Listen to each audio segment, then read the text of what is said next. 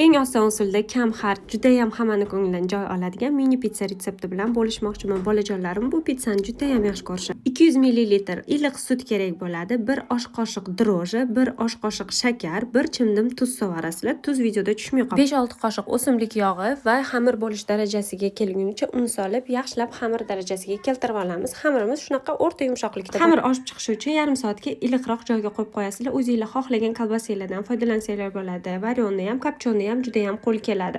Men Rizo kolbasalaridan foydalandim. Bu o'zimizning vodiyda chiqyapti hozir. Kolbasa kesayotganimni ko'rib, bolalarim qovurib bering deyishdi. Xomligicha ham yeb qo'yishdi, qovurib ham berdim, mazza qilib kolbasa rangli bolgarskiy, cheri pomidor, yaxshi eruvchan, mozzarella sirlaridan, zaytundan foydalanib, o'zingizlar xohlagan dekor qilasizlar.